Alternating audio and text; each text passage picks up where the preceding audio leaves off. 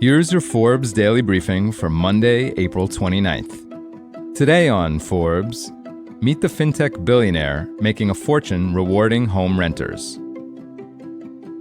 A few months after Tyler and Brian Albritton moved from Brooklyn, New York to Atlanta last year, they got an email inviting them to pay their $3,400 rent through Bilt rewards and accumulate membership points for doing so. While neither had heard of it, they saw little downside. The couple are now saving those Bilt points for a trip, likely a Caribbean beach vacation.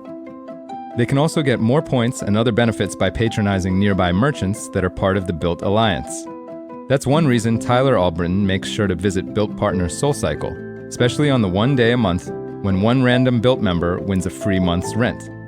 She says, quote, "It's really nice to be rewarded for paying rent." Bilt Rewards is the brainchild of serial entrepreneur Ankur Jain, who founded it in 2019. At the time, he was chairman of Rhino, a fintech startup that offers low-cost insurance policies in exchange for paying a renter's security deposit. But he was looking for bigger opportunities. A friend with experience in the hospitality industry mentioned how much hotels and airlines actually make from their rewards programs. Jain's idea was to bring that to the rental industry. After all, it's a huge opportunity.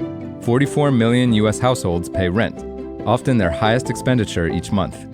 But what if they could earn the equivalent of frequent flyer miles or American Express points? His creation has caught on with renters, property owners, and rewards partners. While he won't disclose how many people are using its app, Bilt says it has signed up property owners with a total of 4 million rentals, apartments and single-family homes, in thousands of US cities, plus more than a dozen airlines, several large hotel chains, gyms, and restaurants. And it has turned him into a new billionaire.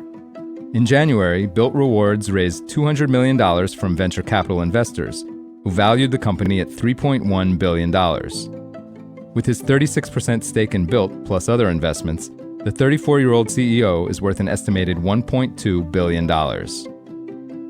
That $3.1 billion is a fat valuation for a rather young company. Bilt launched its service in 2021. But Jain sees lots of room to grow, having signed up less than 10% of the nation's rentals so far, and with plenty of other potential partners to pursue. Jain says, quote, "We're still very much in the early innings. We'll be doubling or tripling our network scale this year." Jain's plan appears to benefit everyone involved. It processes tenants' rent payments, charging the landlord the same price as any payment processor. It then directs its members to use credit cards linked to the Bilt app at local businesses like gyms and restaurants, in return for Bilt getting a sliver of the revenue those members bring in. Jain's company then passes on a portion of that money to the property owners, though we won't say how much. Bilt also partners with MasterCard and Wells Fargo, which issue a no annual fee Bilt credit card and return a tiny bit of the fee for every transaction made back to Bilt.